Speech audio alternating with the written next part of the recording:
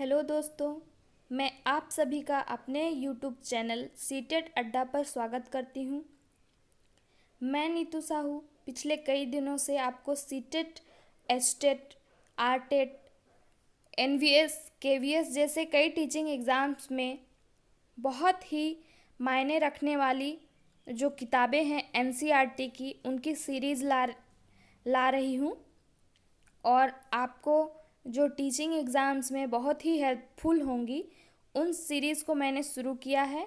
आज मैं साइंस की सीरीज़ शुरू करने जा रही हूँ। ये जो आपके सामने चैप्टर है वो क्लास 7 का फर्स्ट चैप्टर है, जिसका नाम है पादपों में पोषण। आज हम साइंस की सीरीज़ शुरू कर रहे हैं जो हमें सीटेट पेपर 2 के लिए, जिन्होंने साइंस रखा है उनके लिए, और एनवीएस, केवीएस और अन्य सभी राज्यों के एग्ज़ाम्स, विशेष करके टीचिंग एग्ज़ाम्स के लिए बहुत ही इम्पोर्टेंट है। तो आइए हम शुरू करते हैं। आप मेरे वीडियोस पाते रहने के लिए मेरे चैनल को सब्सक्राइब करें और वीडियोस को लाइक्स और शेयर करें। इसी के साथ मैं अपना चैप्टर स्टार्ट करती हूँ। जैसा कि आप चैप्टर के नाम पर देख रहे होंगे, पादपों में पोषण। पादप यानी पेड़ पौधे, वृक्ष, और पोषण यानी न्यूट्रिएंट्स जो होते हैं पादपों में। जैसा कि आदमियों में पोषण होता है, ठीक उसी प्रकार पौधों में किस प्रकार पोषण होता है। हम सभी टीचर बनने जा रहे हैं, तो मैं आशा रखती हूँ कि हम सबके पास प्रीवियस नॉलेज होंगे। तो हम इन्हीं प्रीवियस नॉलेज को इस नॉलेज के साथ कनेक्ट करके अगर आगे बढ़ेंगे तो हमें समझने में बहुत आसानी होगी। तो अपना एटीट्यूड थोड़ा टीचर की तरह रखें और चैप्टर को समझने में सक्रिय योगदान दें। आइए हम शुरू करते हैं चैप्टर। जैसा कि हम जानते हैं कि कार्बोहाइड्रेट, प्रोटीन, फैट, विटामिन्स और खनिज जो है वो क्या है, भोजन के घटक हैं। यानी ये सारे चीज़ भोजन में पाए जाते हैं। भोजन के ये घटक हमारे शरीर के लिए आवश्यक है और इन्हें पोषक कहते हैं, यानी न्यूट्रिएंट्स। हम इन चीज़ों को क्या कहते हैं, पोषक। तो सभी जीवों को क्या होती है, भोजन की आवश्यकता होती है। और पौधे जो हैं, जैसा कि हम जानते हैं कि पौधे स्वयं अपना भोजन बनाते हैं, परंतु मानव सहित कोई भी प्राणी अपना भोजन स्वयं नहीं बना सकता है। ये तो हम पहले से ही जानते हैं कि एकमात्र पेड़ पौधे ही जो हैं वे स्वपोषी हैं, जिन्हें हम उत्पादक भी कहते हैं, क्योंकि वो अपना भोजन स्वयं उत्पादन करते हैं।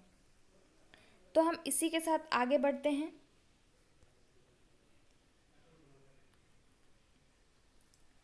पादपों अथवा पादपों का आहार ग्रहण करने वाले जंतुओं से अपना भोजन प्राप्त करते हैं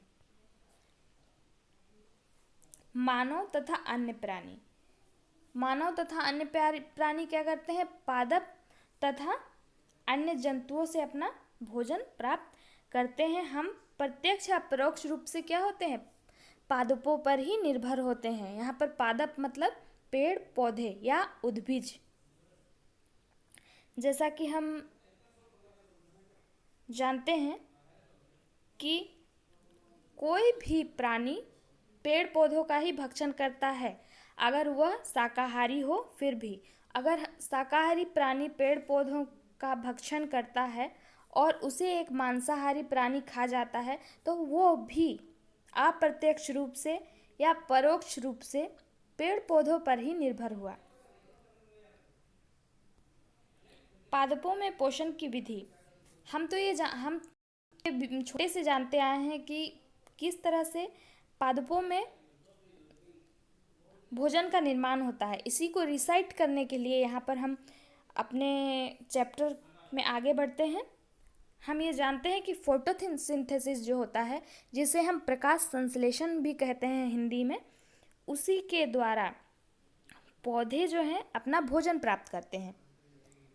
और हमें किन किन चीज़ों की ज़रूरत होती है, याद कीजिए। हाँ, सही सोचा आपने। जल, कार्बन डाइऑक्साइड और खनिज की आवश्यकता होती है पादपों को भोजन बनाने में।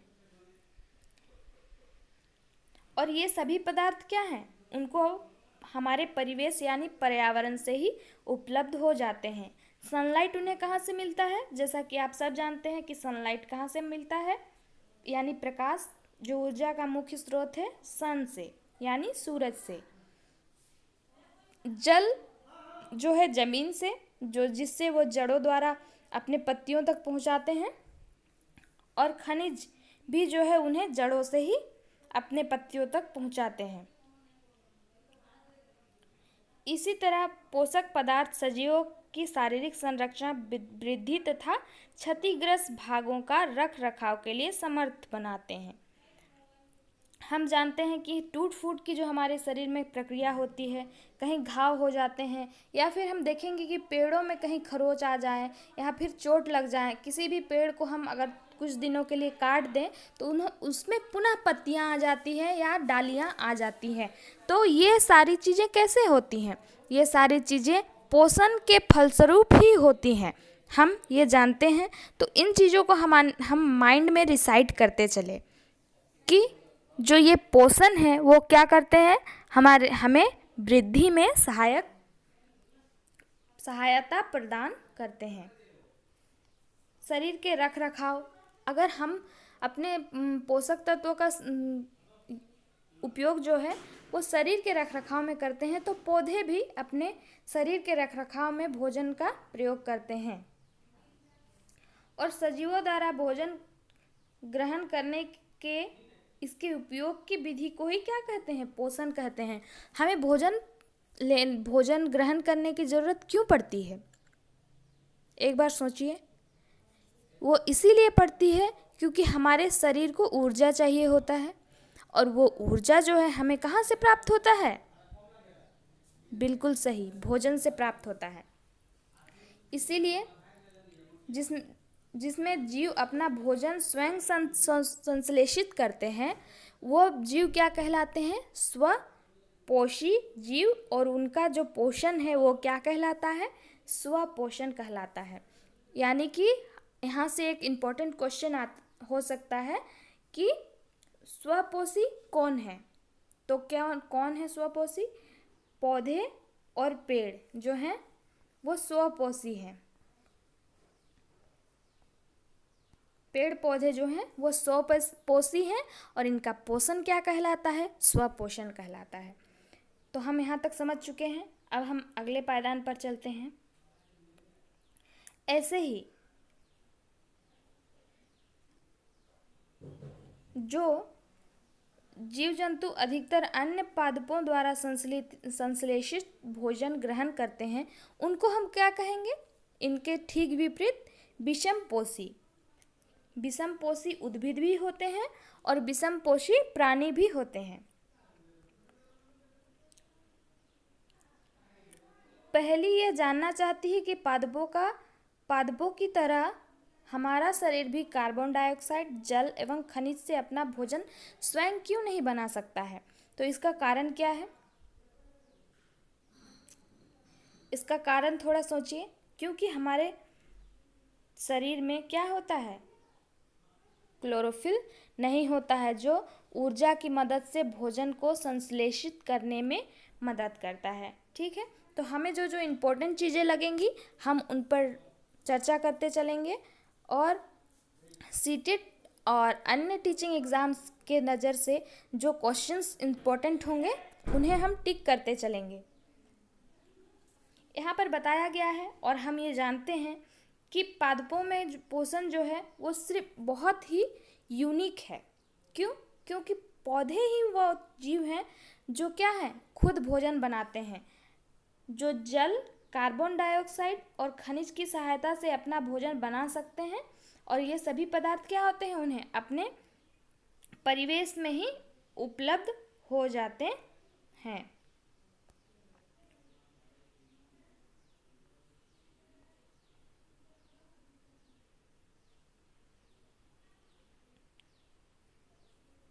हम आगे बढ़ते हैं और देखते हैं कि इस चैप्टर में हमारे लिए इम्पोर्टेंट क्या है।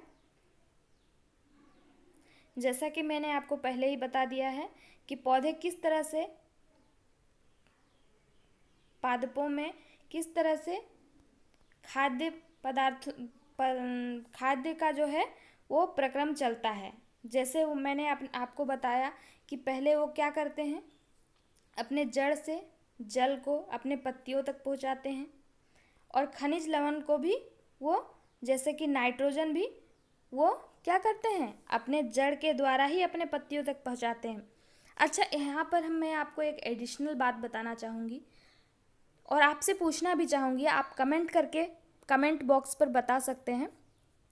हम जानते हैं कि वायुमंडल में नाइट्रोजन की मात्रा सबसे अधिक है। आप सभी जानते होंगे वायुमंडल में कौन सी गैस सबसे अधिक है, नाइट्रोजन गैस। परंतु क्या पेड़ पौधे वायुमंडल से नाइट्रोजन ग्रहण कर सकते हैं? ये आपका क्वेश्चन रहेगा। आप मुझे कमेंट करके ज़रूर बताएं।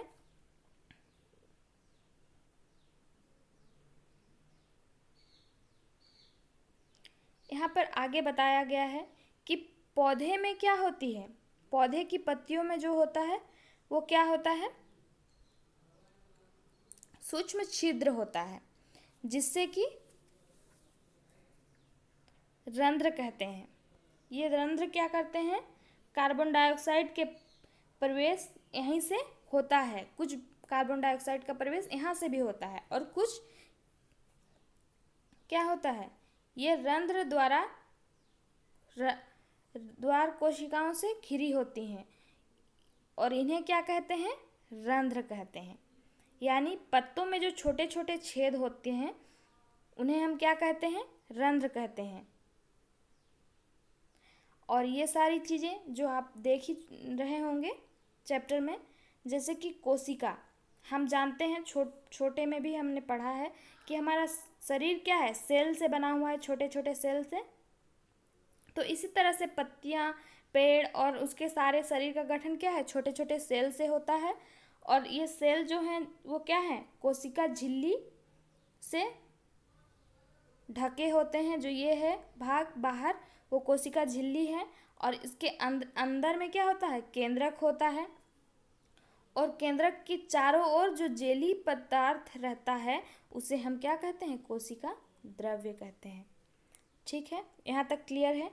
हम आगे बढ़ते हैं।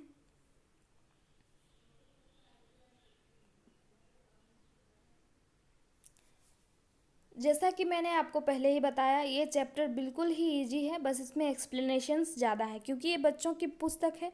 लेकिन आप इसे टीचर के एटीट्यूड से देखें, एप्टीट्यूड अपना टीचर का रखें। और जैसे कि हम जानते हैं कि जड़, तना, शाखा और पत्तियों में फैली होती हैं क्या, वहिकाएं, नली। ठीक है,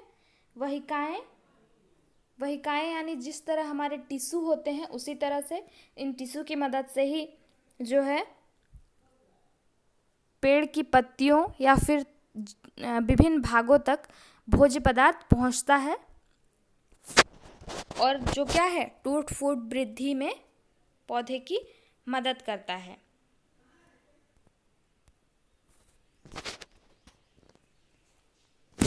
जैसा कि मैंने आपको पहले ही बता दिया था कि पौधे में वो क्या चीज़ होती है जो खुद उसको भोजन बनाने में मदद करती है, तो वो चीज़ है क्लोरोफिल। क्लोरोफिल क्या होता है, सूर्य के प्रकाश की उपस्थिति में भोजन बनाता है, और इस क्रिया को हम क्या कहते हैं, प्रकाश संश्लेषण कहते हैं।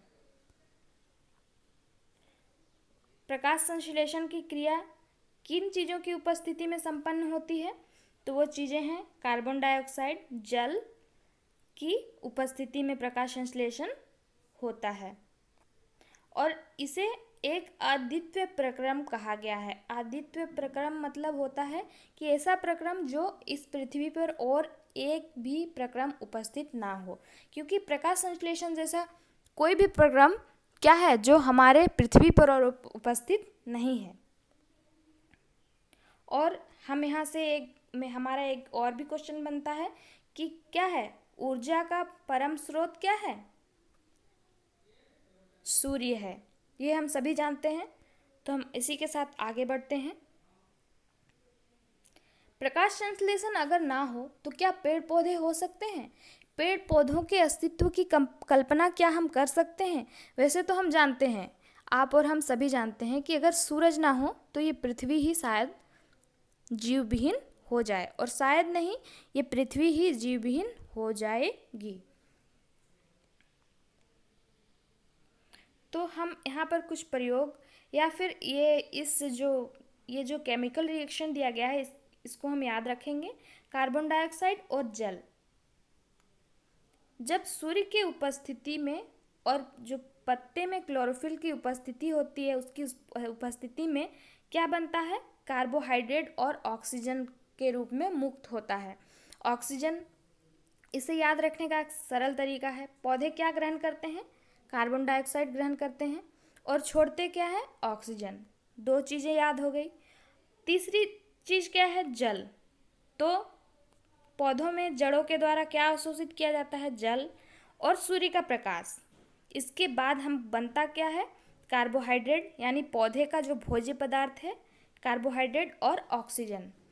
दो ही चीज़ें बनेंगी, एक बनेगा कार्बोहाइड्रेट और ऑक्सीजन। कुछ मात्रा में जल भी मुक्त होते हैं, जो हम शायद आगे के रिएक्शन में देखें।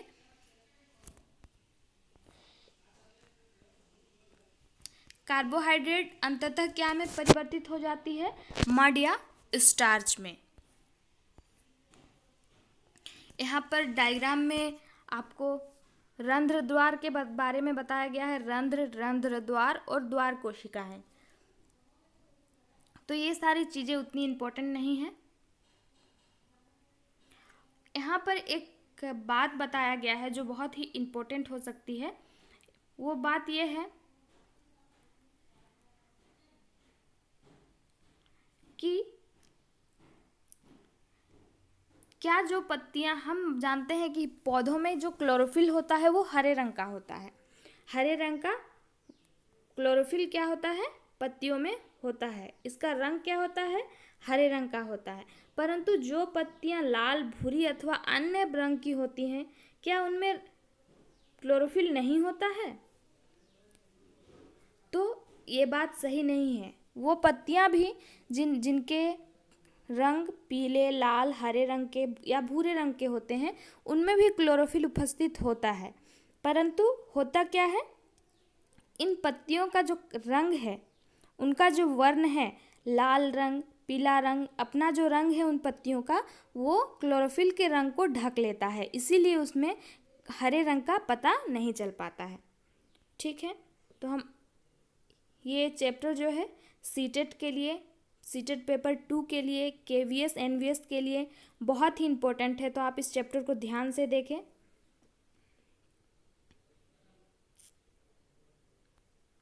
गीली दीवारों पर कुछ पौधे हमें हरे रंग के मिलते हैं, आप देखते होंगे।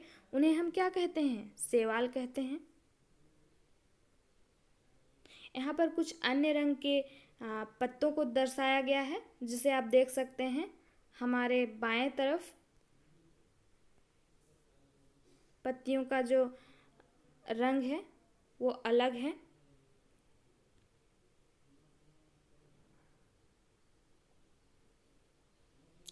मैंने आपको आगे ही ये चीज़ें बता दी हैं, जैसे कि इसमें बताया गया है कि पादपों में कार्बोहाइड्रेट के अतिरिक्त अन्य खाद्यों का संश्लेषण क्या होता है।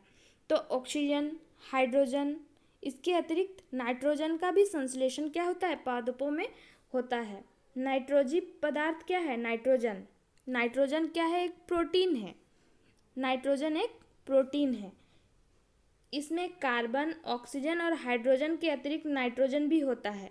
पादपों में नाइट्रोजन कहाँ से प्राप्त होता है? ये क्वेश्चन मेरा आपसे पहले ही था।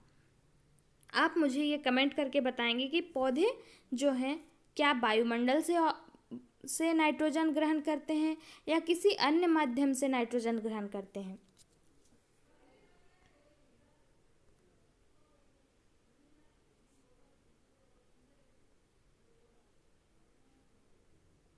तो यहाँ पर पौधों की पोषण की अन्य विधियों के बारे में बताया गया है। तो वे पौधे जो किसी भी स्वपोषी पौधे पर अपना भोजन के लिए खुद को निर्भर पाते हैं वो पौधे विषमपोषी पौधे कहलाते हैं। जैसे कि हमने देखा होगा कि यह अमरबेल का जो पौधा है, अमरबेल का पौधा इसी तरह से होता है, पीले रंग का रस्सी नुमा होता है। तो हम किसी पौधे पर अगर इसे लगा देते हैं तो वो क्या होता है, पूरे पौधे को घेर लेता है, पूरे पौधे में जाल की तरह बिछ जाता है और उस पौधे का पोषण स्वयं ग्रहण करता है। और हम देखेंगे कि ये जो हरा भरा पौधा है जिस पर ये अमरबेल की लत लगी हुई है, वो पौधा क्या है, थोड़ा कमज़ोर होने लगता है। ये क्यों कमज़ोर होने लगता है? क्योंकि इसका पोषण जो है वो अमरबेल चूसने लगता है।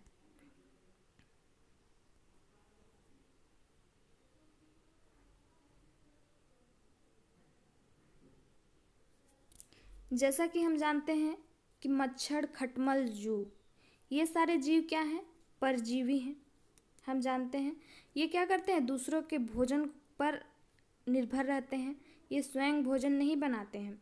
तो इसी तरह से ये अमरबेल जो है क्या है, परजीवी है।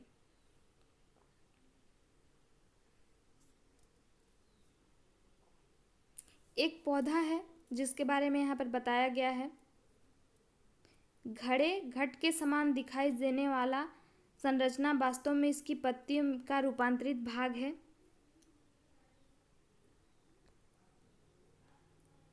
और इसका पत्ते का शीर्ष भाग घड़े की ढक्कन जैसा बना होता है। इसके अंदर अनेक रोम होते हैं और नीचे की ओर अनेक ढलके रहते हैं।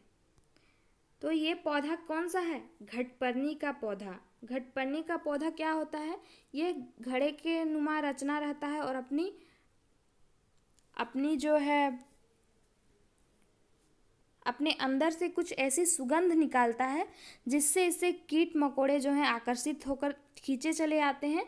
और ये क्या करता है, जैसे ही इसके अंदर कीट जो हैं वो घुस जाते हैं तो ये क्या करता है, अपना मुख जो है वो बंद कर लेता है और इसी तरह से ये कीटों का भक्षण करता है। तो ये घटपर्णी का पौधा जो है सीटेट के लिए बहुत ही इम्पोर्टेंट क्वेश्चन है, या कहें कि ये सीटेट का फेवरेट क्वेश्चन है और अन्य एग्ज़ाम्स के लिए भी ये बहुत इम्पोर्टेंट है। तो आपको याद रखना है, घटपर्णी का पौधा जो होता है वो अपने अंदर से क्या करता है, गंध निकालता है। याद रखिएगा, ये कुछ और चीज़ नहीं करता है, बस इसके अंदर से एक सुगंध आती है जो कीटों को आकर्षित करती है। मृतजीवी, अब मृतजीवी के बारे में हमें यहाँ पर बताया गया है। इसके पहले हम यहाँ पर देख लेते हैं, इसके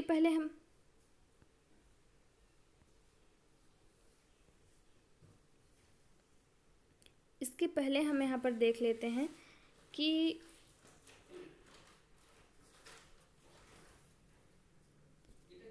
ये जो पादप है वो कीट भक्षी पादप कहलाता है।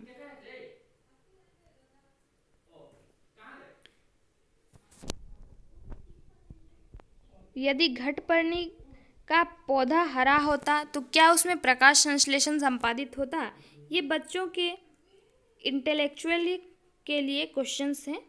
और हम देखेंगे मृतजीवी यानी वे पादप जीव जो क्या होते हैं, मृत पदार्थों के ऊपर होते हैं। जैसा कि हम देखेंगे सड़ा हुआ पुआल, वृक्षों की सड़ी गली चीज़ें, तनों, छाल पर ये चीज़ें क्या होती हैं। तो इन्हें क्या कहते हैं हम, मृतजीवी पौधे, जो मशरूम भी इन्हीं का प्रजाति है।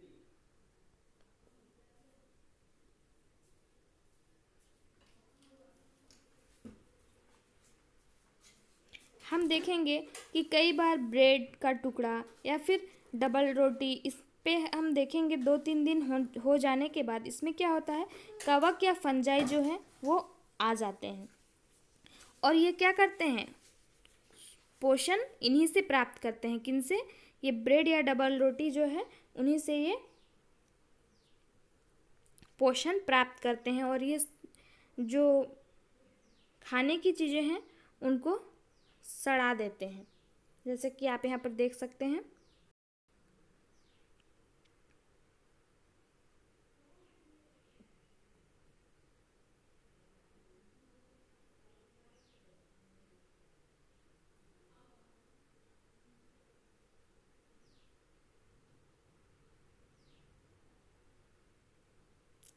तो इसमें कुछ सामान्य चीज़ें दी गई हैं जिन्हें हमने पहले ही पढ़ रखा है। इस तरह से हम अपना चैप्टर ख़त्म कर रहे हैं। लास्ट में यहाँ पर कुछ इम्पोर्टेंट चीज़ें दी गई हैं जो हमने अभी तक सीख चुके हैं।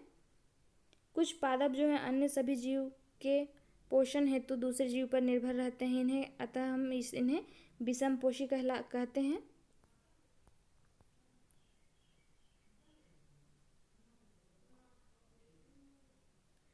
और यहाँ पर एक और इम्पोर्टेंट चीज़ है जो सहजीवी संबंध के बारे में बताता है कि ये कहता है कि आवास एवं पोषक तत्व एक दूसरे के साथ जो बांटते हैं वो जीव क्या कहलाते हैं? सहजीवी जीव कहलाते हैं। लाइकन कहे जाने वाले कुछ जीवों में दो भागीदार होते हैं। इनमें एक शैवाल होता है तो दूसरा कवक होता है। शैवाल में क्लोरोफिल उपस्थित होता है जबकि कवक में जो है क्लोरोफिल नहीं होता। कवक शैवाल को रहने का स्थान, आवास, जल एवं पोषक तत्व उपलब्ध कराता है। बदले में शैवाल प्रकाश संश्लेषण द्वारा संश्लेषित खाद्य कवक को देता है। तो ये क्या हो गए? सहजीवी संबंध रखने वाले जीव, लाइकेन और कवक। कुछ जीवाणु जो राइजोबियम कहलाते हैं। कुछ जीव जो हैं वो क्या कहलाते हैं? राइजोबियम कहलाते हैं, जो वायुमंडल में नाइट्रोजन को क्या है, विलय के पदार्थों में परिवर्तित कर देते हैं। यानी राइजोबियम जो जीव हैं वो क्या करते हैं, वायुमंडल में जो नाइट्रोजन है उसे मिट्टी में मिलाकर उसे विलयक बना देते हैं। ये चने, मटर, मूंग, सेम आदि फलीदार पादपों के जड़ों में रहते हैं और उन्हें नाइट्रोजन की आपूर्ति कराते हैं। तो इसी तरह से हम देखेंगे कि हमारा चैप्टर ख़त्म हो चुका है। आज के लिए बस इतना ही। धन्यवाद।